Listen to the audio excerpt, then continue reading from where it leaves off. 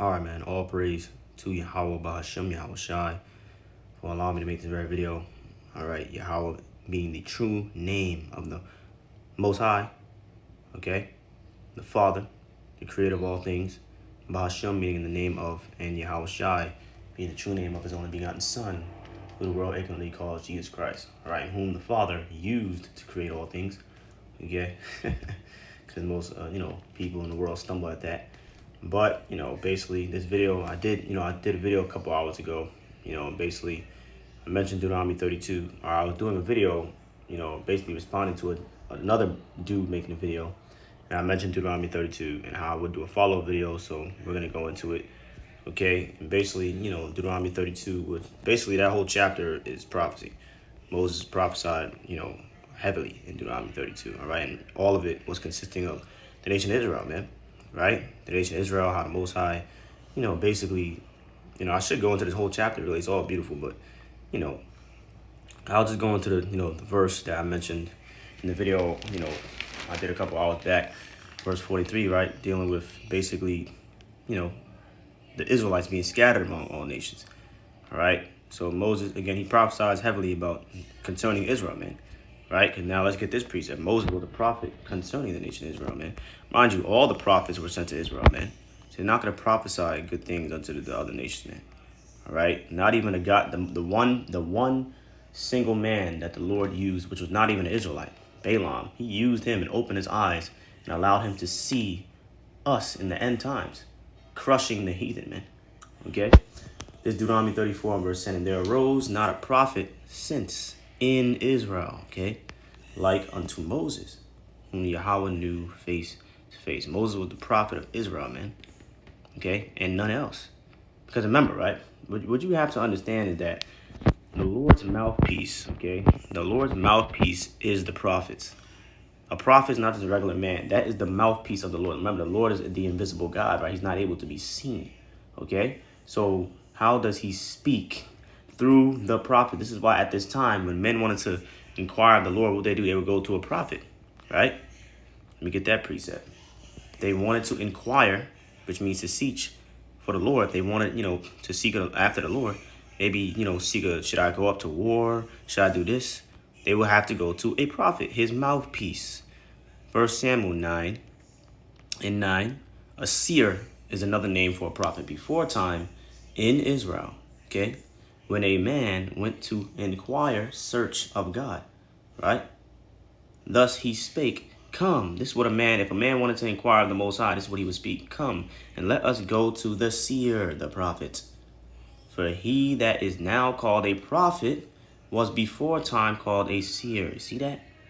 So again, a prophet, seer, same thing. So if somebody wanted to inquire of the Most High, of God, you got to go to his mouthpiece, man. That's how he speaks. That's why when the prophets used to come with a message, man, you have the whole community just, doing they regular old thing. But, oh no, when there's a prophet walking through the lane, he has a message. The Lord has spoken, man. Everybody was afraid. Oh shit, it's Elijah. It's Elijah. And, the king would be like, oh shit, everything okay? The Lord has spoken. The Lord has a message, okay? So again, now that we understand, let's get this precept, Jeremiah 1, verse, let me see. Let me get to the point. Verse 9, right? And this pertains to what? All the prophets.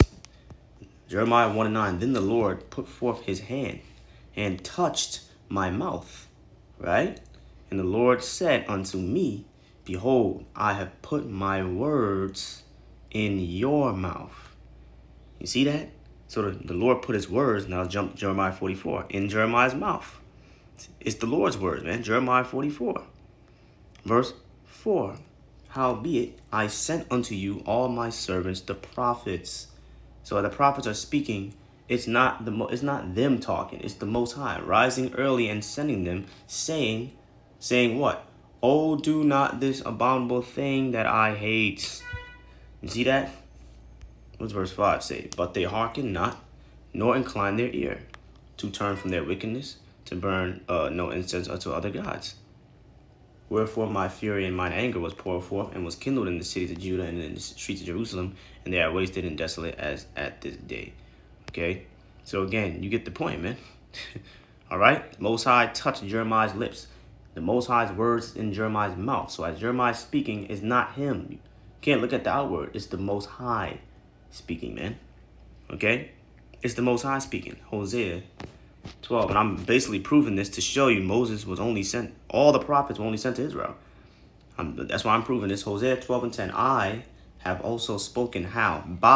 Through the prophets. That's plain and clear. And I've multiplied visions and used similitudes by the ministry of the prophets. So there's no other precept we need.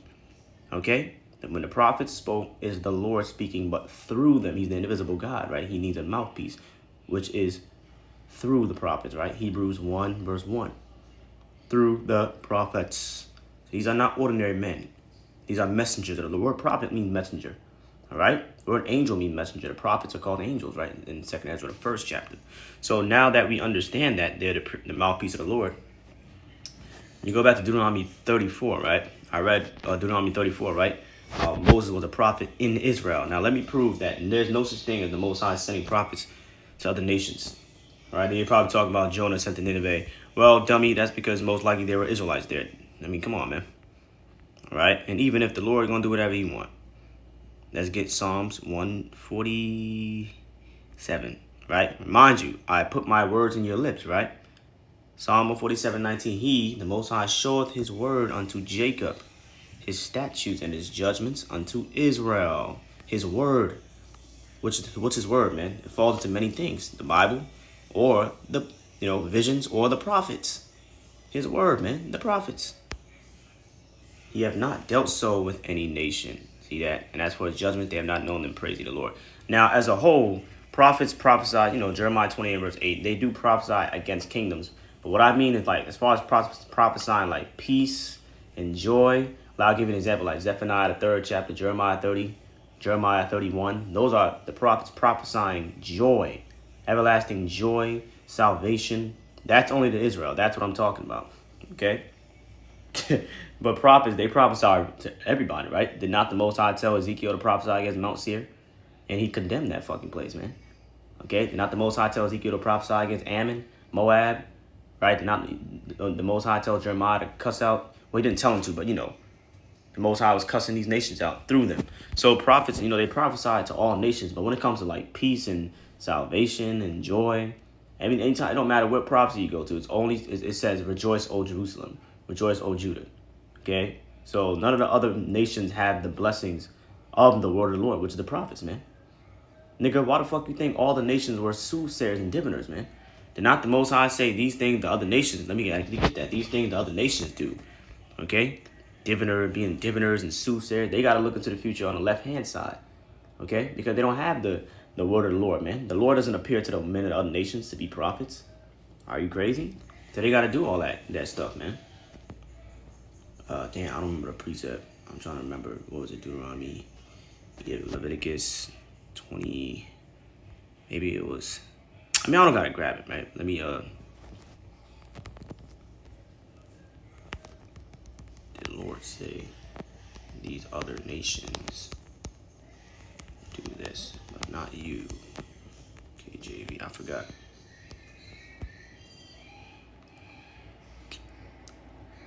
Oh.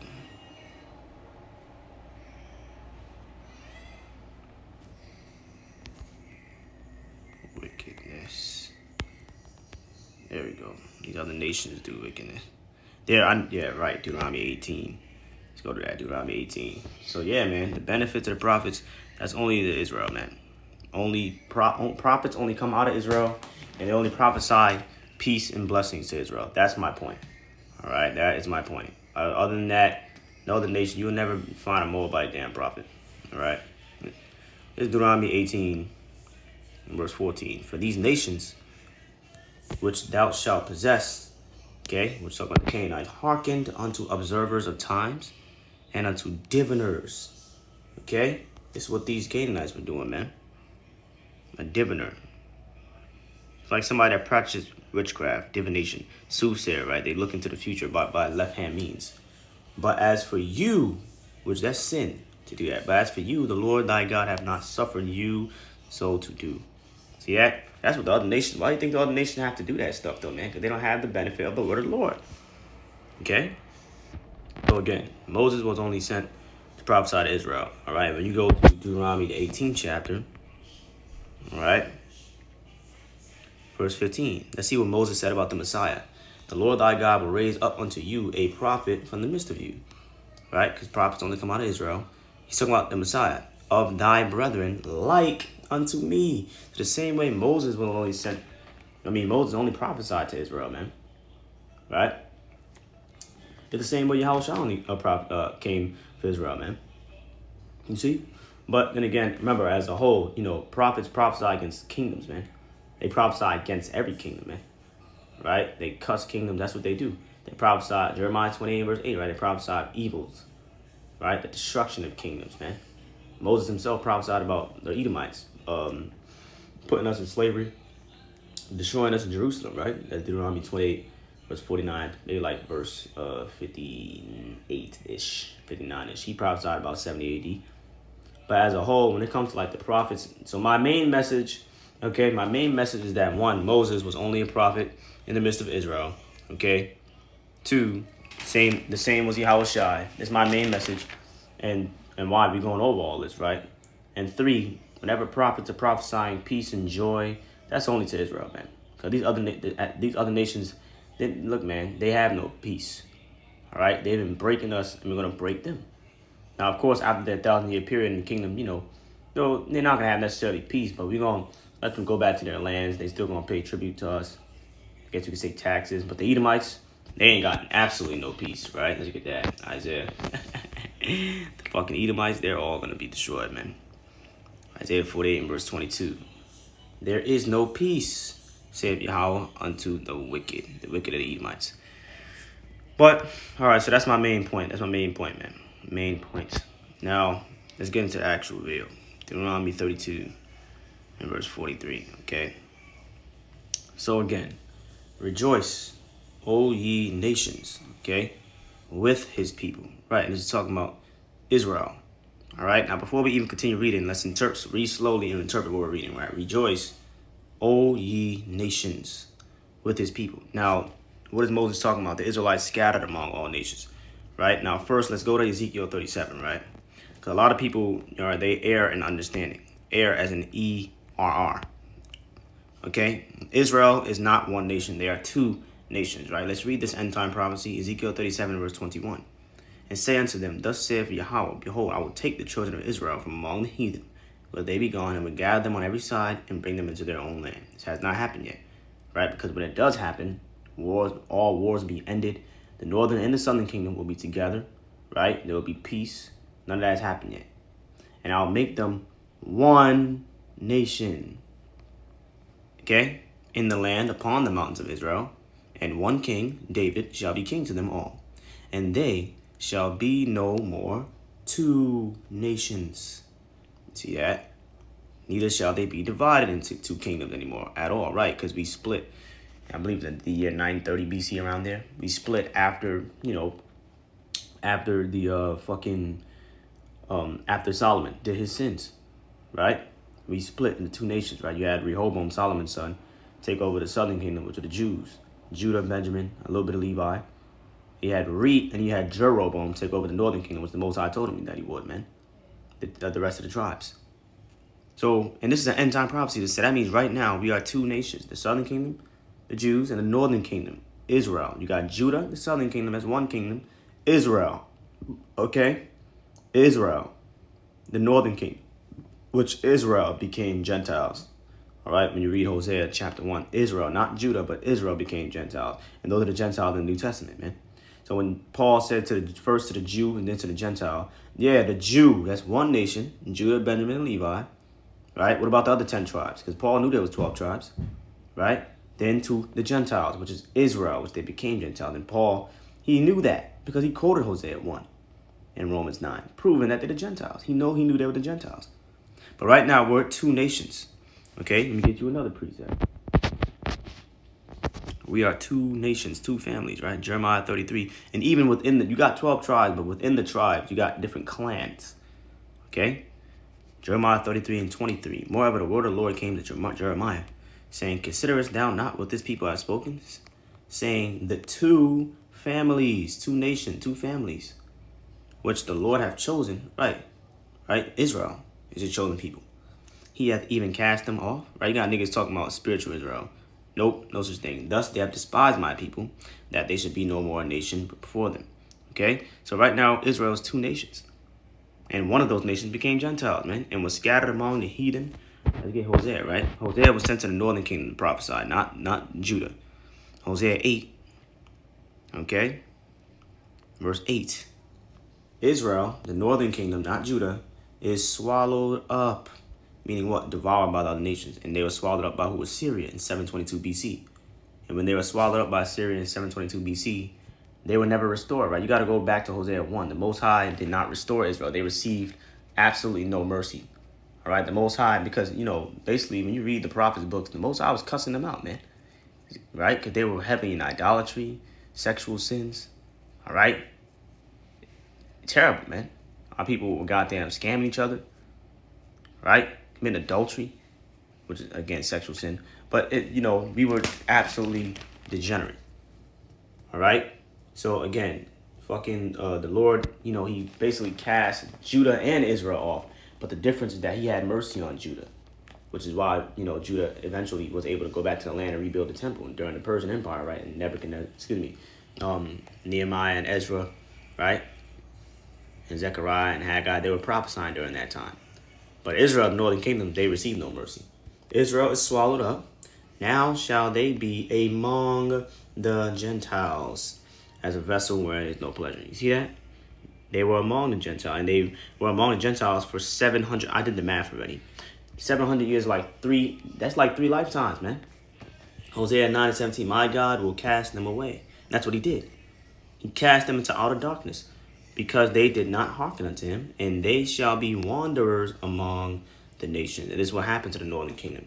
This is what happened to both kingdoms. Right? Let's get in Jeremiah.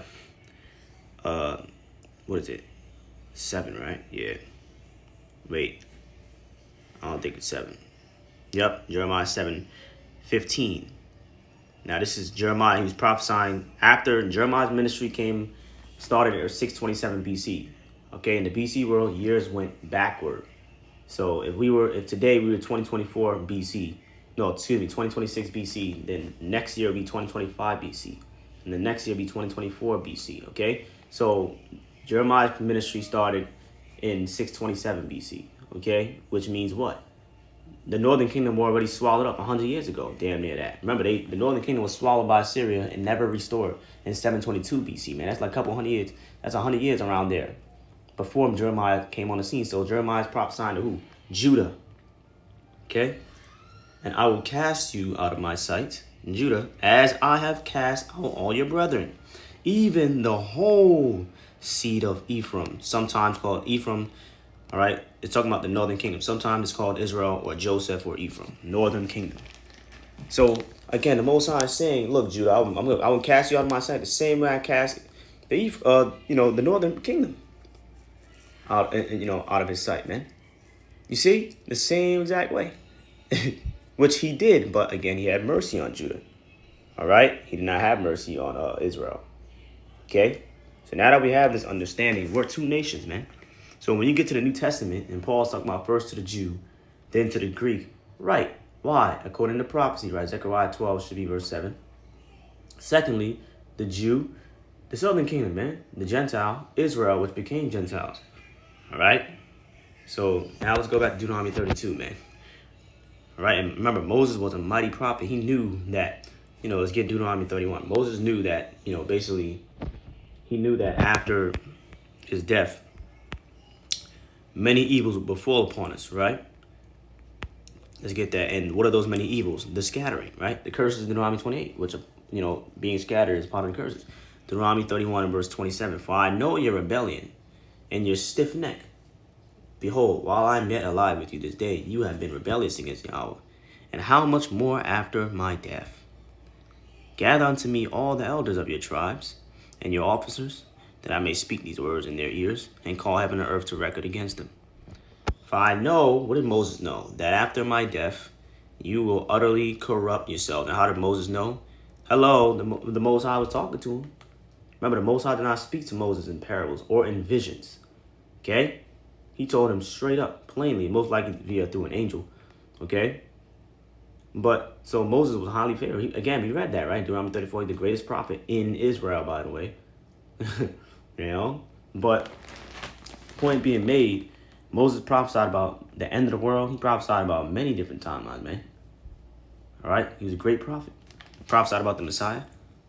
So Moses knew after his death we would corrupt ourselves and turn aside from the way which I have commanded you, the law, statutes, and commandments, and evil, right? Here's the key: will befall you. Evil will come upon us for breaking the laws. In the latter days, Hebrew word for latter days, end time, future. See that? So Moses, he prophesied about this. Because you will do evil in the sight of the Lord to provoke him to anger through the work of your hands, through what you're doing. So Moses knew the curse of Deuteronomy 28 would fuck us up and we'd be scattered among the nations and, lose our way, and the northern kingdom would be goddamn scattered among the heathen. You see that? He knew that. Rejoice, O ye, and this is Deuteronomy 32, after he said that, right? Rejoice, O ye nations, with his people. Okay? So this is talking about the Israelites scattered among the nations, man. For let's get Jeremiah 31. O ye nations, right? Jeremiah 31, verse 7. Rejoice, O ye nations, right? Jeremiah 31, verse 7. For thus saith Yahweh, sing with gladness for Jacob, and shout among the chief of the nations. Publish ye, praise ye, and say, Lord, save thy people, the remnant of Israel. All right, that was the wrong verse. What verse was it, man? It was in Jeremiah 31.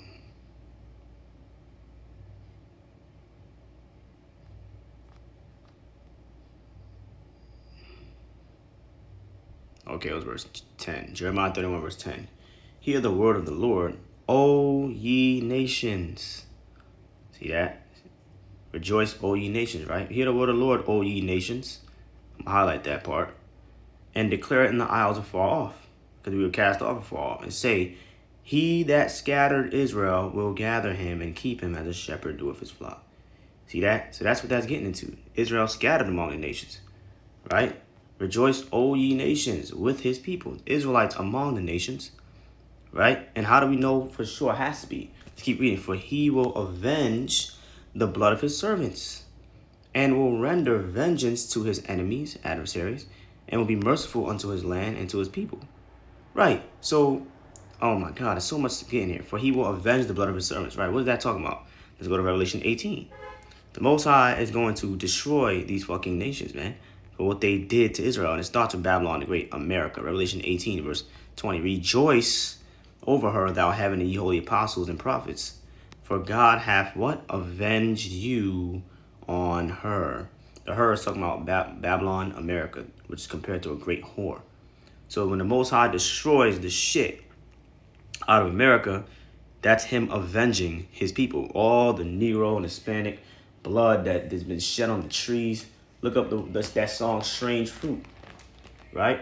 Forgot her name that wrote it. Billie Holiday, right? Strange for all the blood on the leaves. This you talking about it.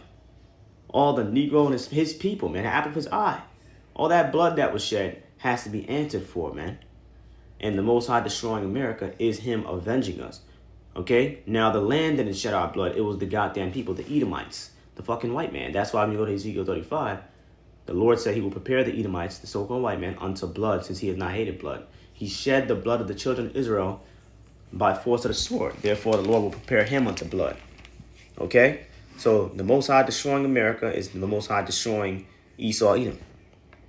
All right? And let me prove that real quick. Let's go to Jeremiah. Okay? 50. Verse 45. Now, Babylon is America. Now, who rules over America? Esau, Edom, the so-called white man, right? Therefore, hear ye the counsel, the plan of the Yahweh, that he have taken against Babylon, and his purposes, that he have purpose against the land of the Chaldeans. The Chaldeans were Babylonians, same thing, America, right? Surely, the least of the flock, the 48 people, right? The people that put black hats on, that claimed our land in 1948, shall draw them out. Right? They're going to draw America out, man. Surely he shall make their habitation desolate with them. So the black hats, they're going to draw out America into this war, pull them into World War III, and they're both going to be destroyed together. Here's the point. At the noise, keep these words in mind.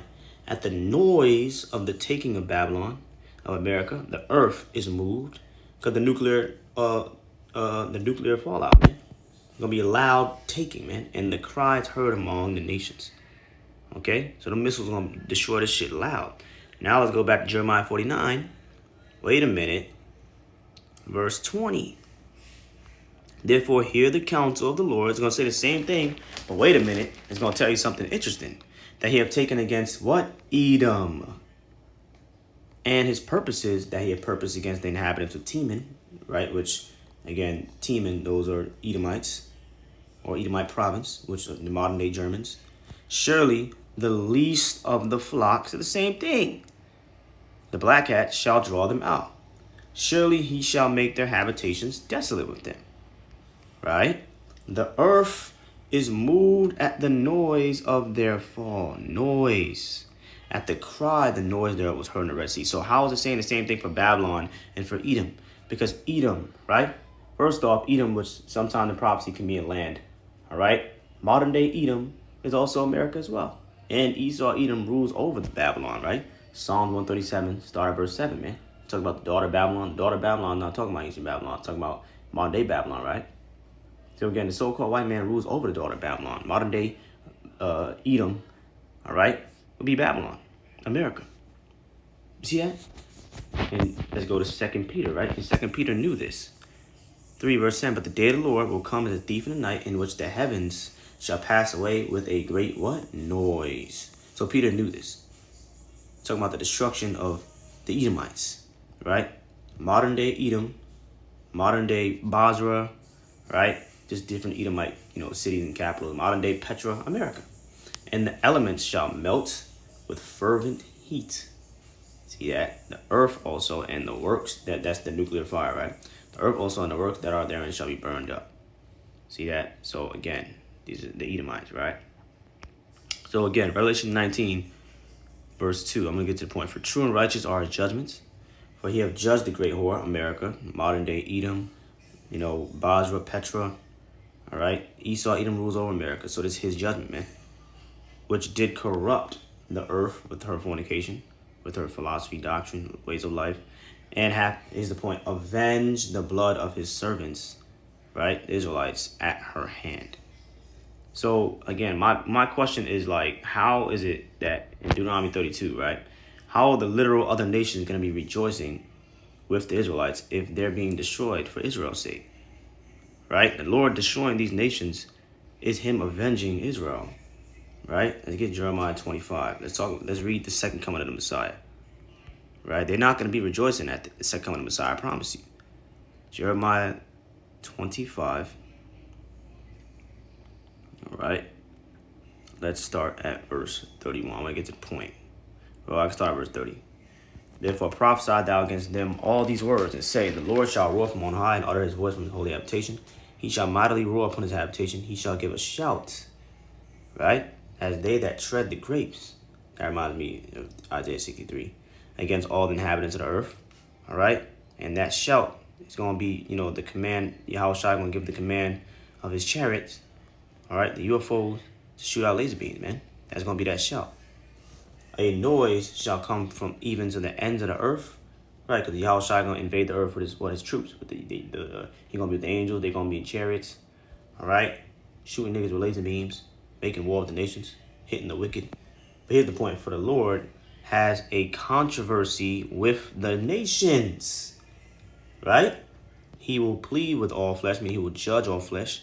He will give them that are wicked to the sword, saith Yahweh Shai. So at the second coming of the Messiah, this is why Revelation 19 says he's going to smite all nations, man. So at the second coming of the Messiah, at the second coming of the Messiah, the Lord is going to have a controversy with the nations, man. But I thought the nations are going to rejoice with Israel. And what is that controversy that he's going to have with the nations that you're saying that is going to rejoice with Israel? Isaiah 34, verse 8. For it is the day of the Lord's vengeance, the second coming, right? And the year of recompenses for the controversy of Zion with the nations. So this is the controversy. Oh man, this is the controversy that the Lord is going to have with the nations, right? That we just read in Jeremiah 25. The controversy of Zion, what they did to Zion. This is why they're being punished, right? That's why you jump up to verse 2 in Isaiah 34, the indignation, the righteous anger of the Lord is upon all nations. You see that? So how the hell are they going to be rejoicing with Israel if he has a controversy with the nations? For fucking, how are the literal nations going to rejoice with Israel, right? If when the Messiah returns, he's going to have a controversy with the nation, man. Which the controversy of Zion, what they did, right? Let's Google this.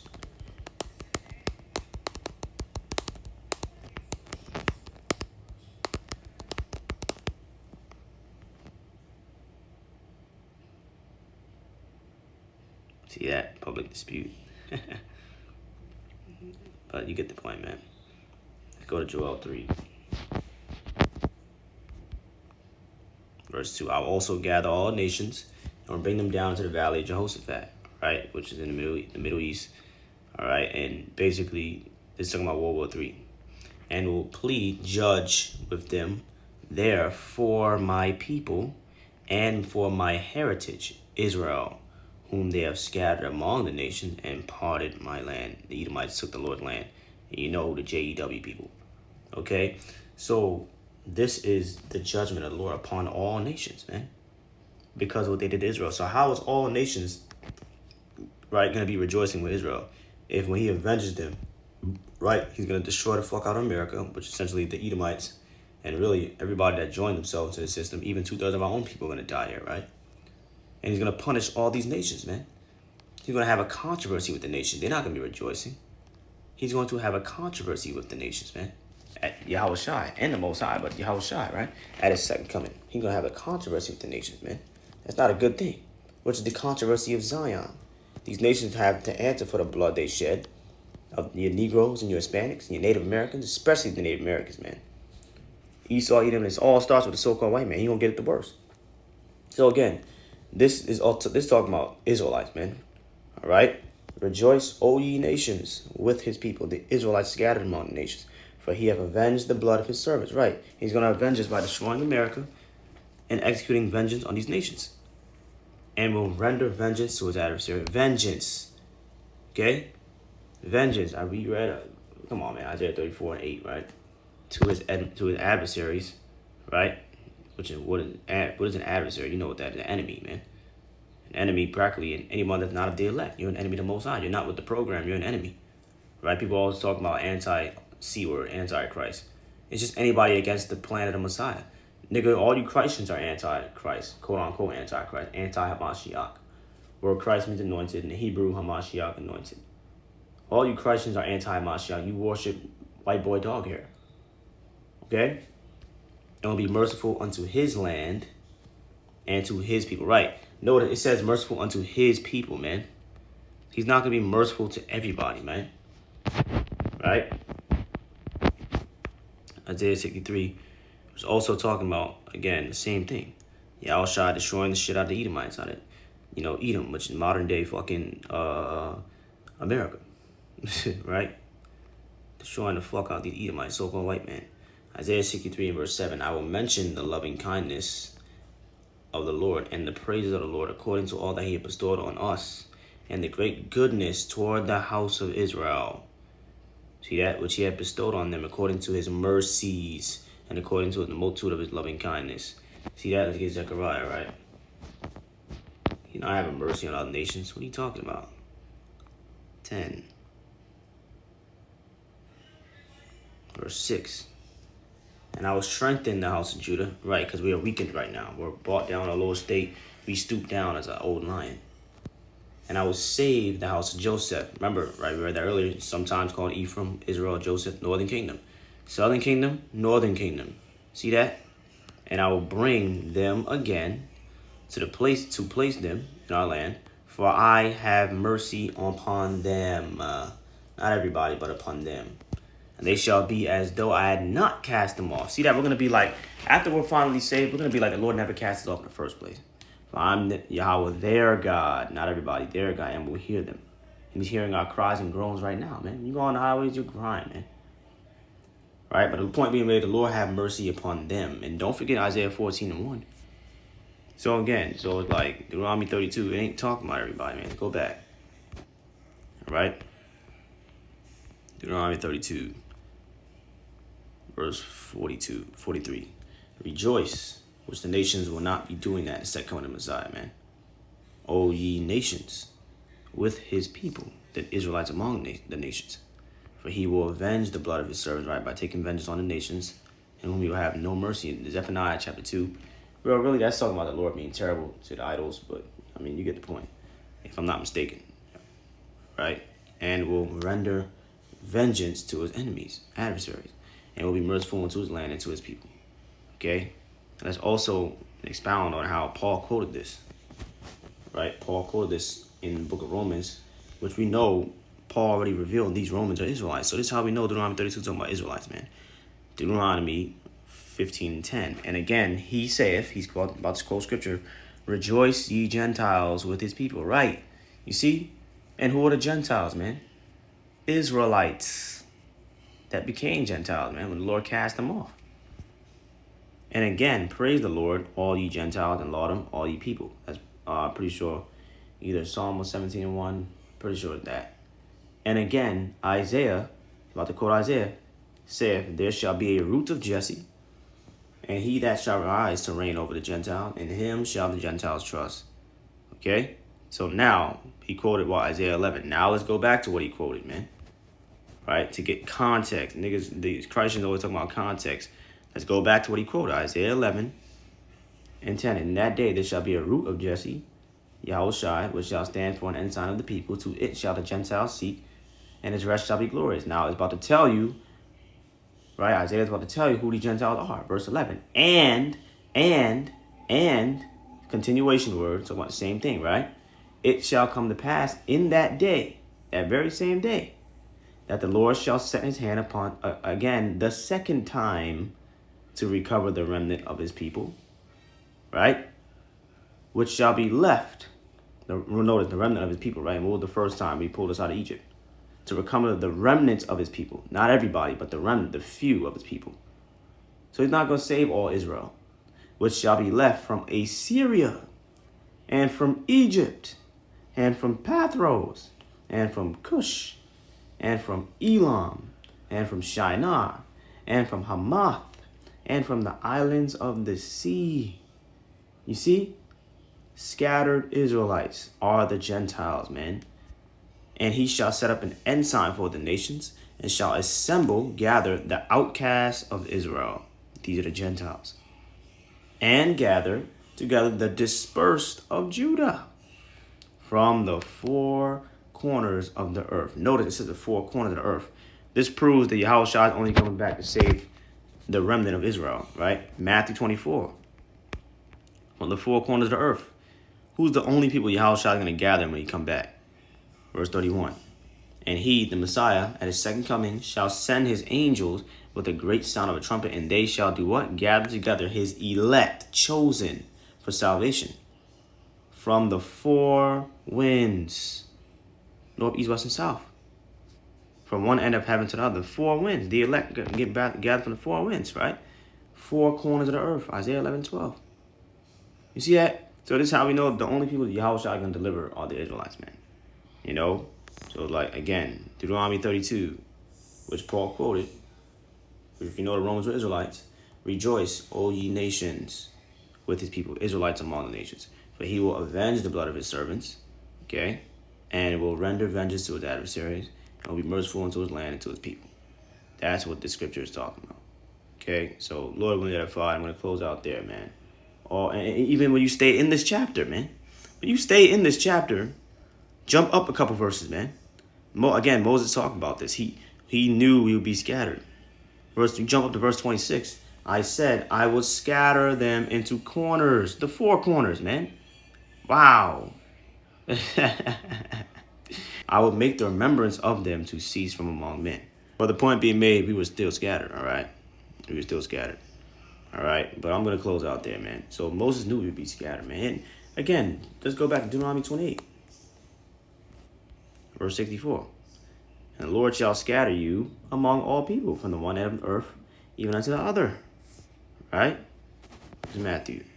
From one end of heaven to the other. He's going to gather together his elect from the four winds, north, east, west, and south, from one end of heaven to the other. Right? Deuteronomy 28. The Lord shall scatter you from one end of earth, even unto the other. You can't tell me they're not Israelite. They shall serve other gods, which neither thou nor thy fathers have known, even what is known. Like Jesus Christ. My father didn't know none of that. So again, man, this is what the scripture is talking about. Deuteronomy 32 and 42. Or 43, Israelites. I'm going to close out there, man. Lord will be edified. And with that, I'm going to say a strong shalom and shalom.